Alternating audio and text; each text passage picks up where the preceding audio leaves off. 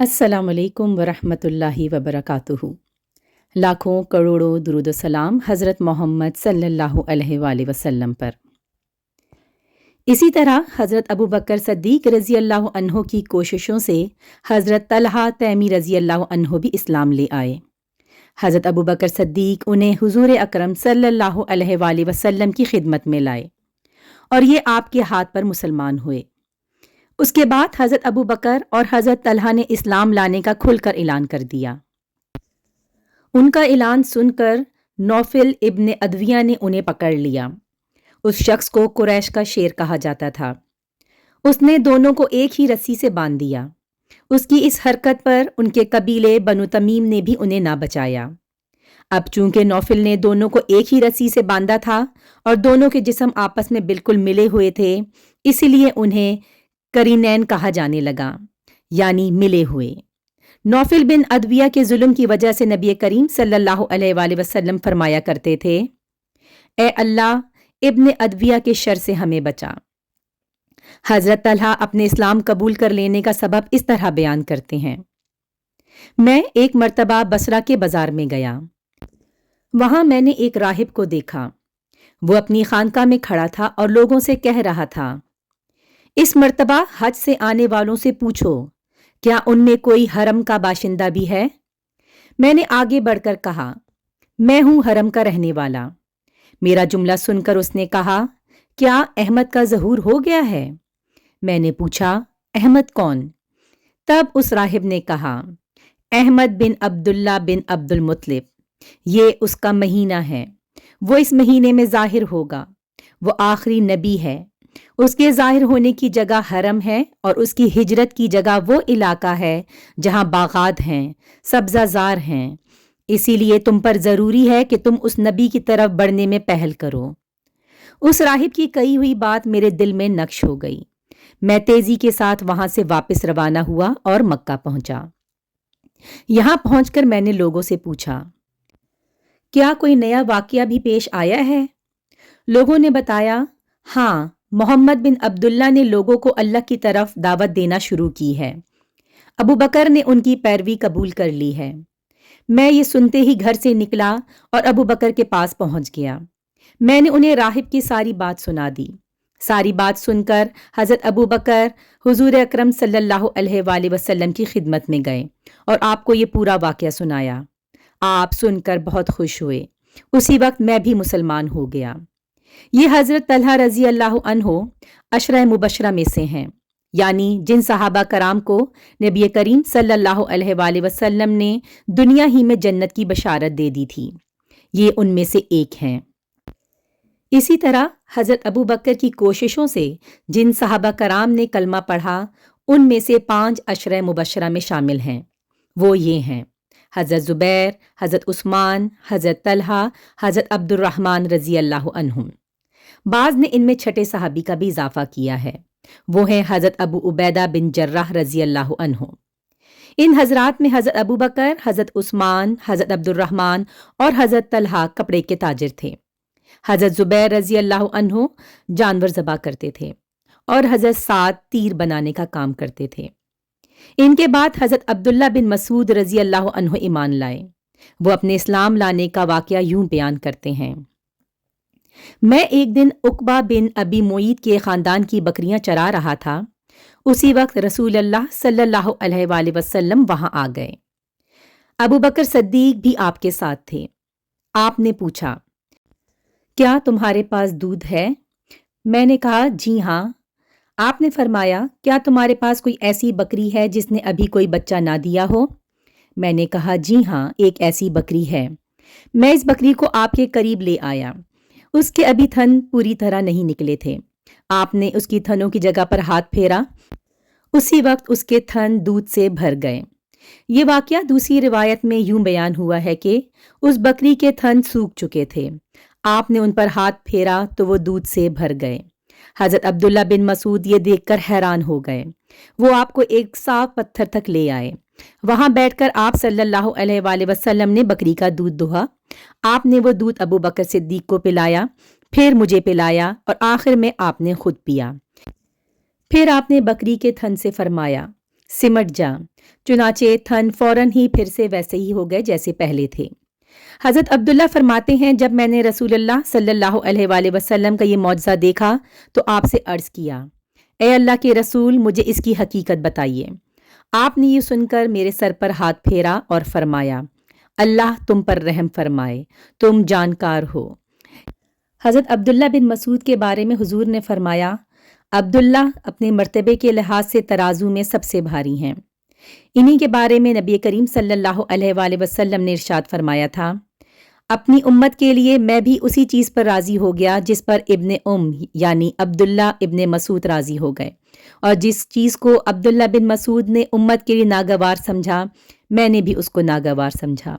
आप उनकी बहुत इज्जत करते थे, उन्हें अपने करीब बिठाया करते थे, उनसे किसी को छुपाया नहीं करते थे, इसीलिए ये आपके घर में आते जाते थे। ये नबी करीम सल्लल्लाहु अलैहि वसल्लम के आगे आगे या साथ साथ चला करते थे। आप जब गुस्ल फरमाते तो यही पर्दे के लिए चादर तान कर खड़े होते थे। आप जब सो जाते तो यही आपको वक्त पर जगाया करते थे।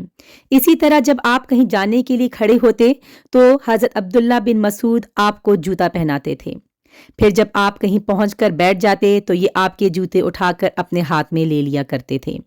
इनकी इन्हीं बातों की वजह से बाज़ सहाबा कराम में मशहूर था कि ये रसूलुल्लाह सल्लल्लाहु अलैहि वसल्लम के घराने वालों में से हैं।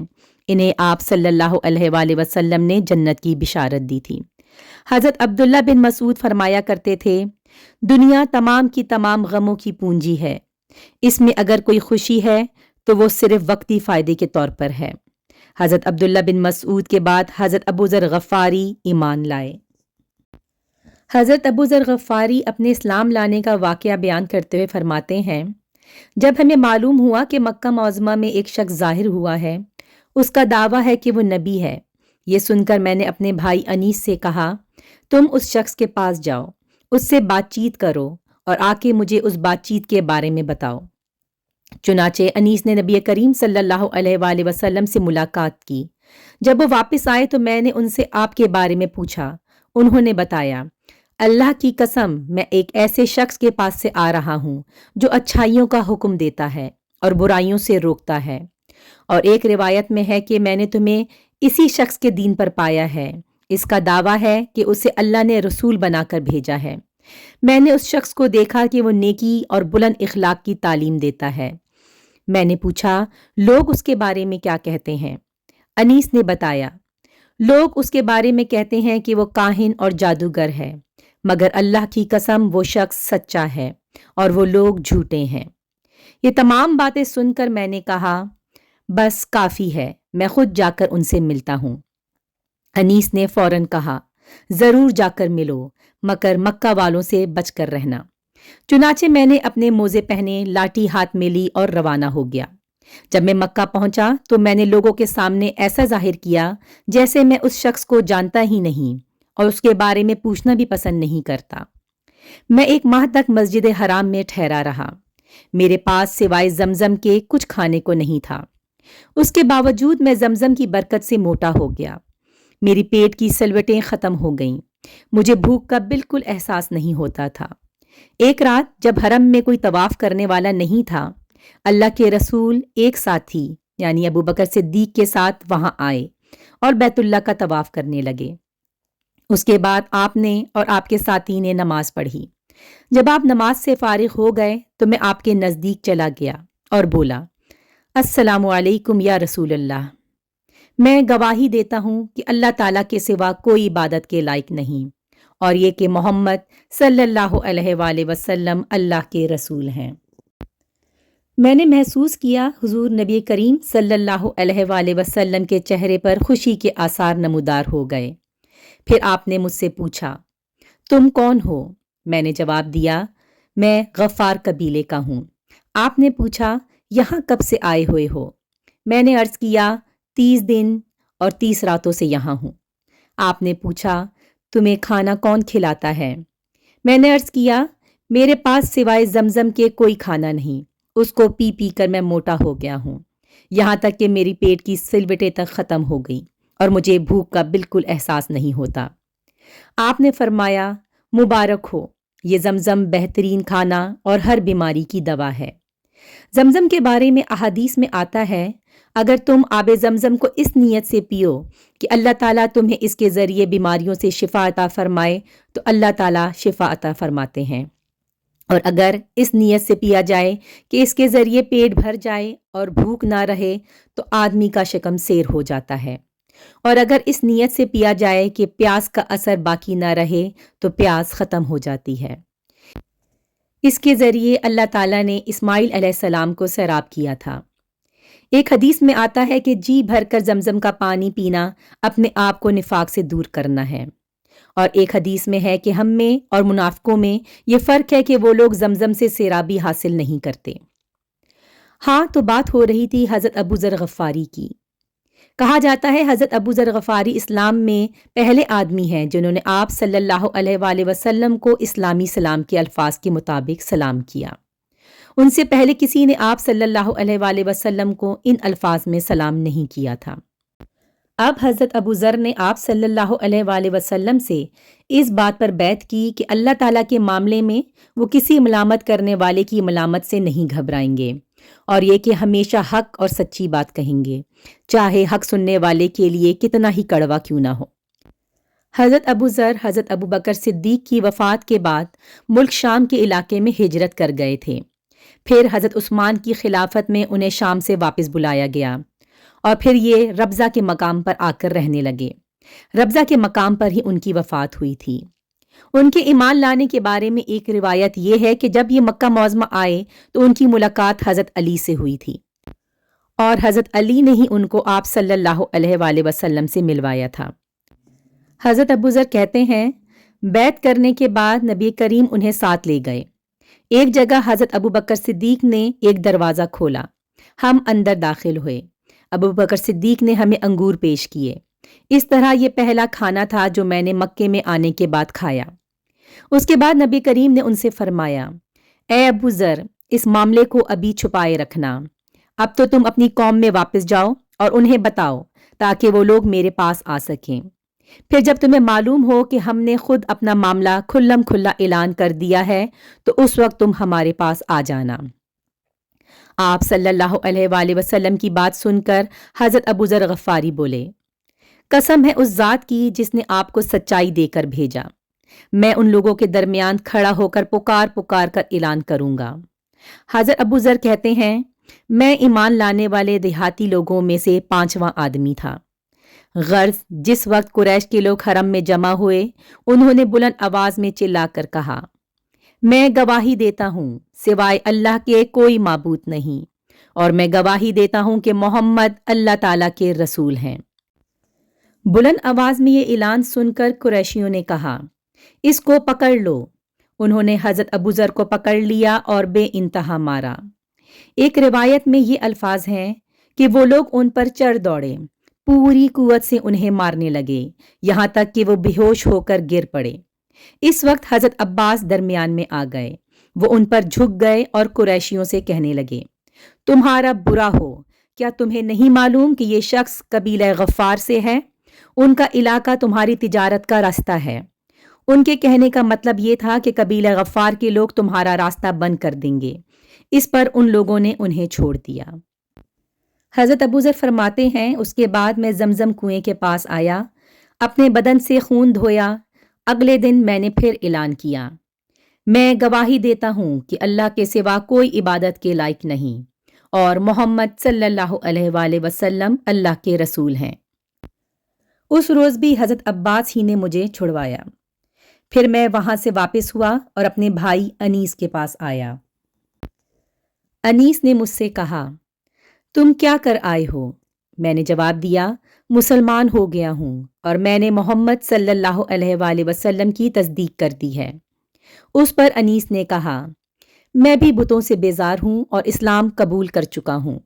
اس کے بعد ہم دونوں اپنی والدہ کے پاس آئے تو وہ بولیں، مجھے پچھلے دین سے کوئی دلچسپی نہیں رہی، میں بھی اسلام قبول کر چکی ہوں، اللہ کے رسول کی تصدیق کر چکی ہوں۔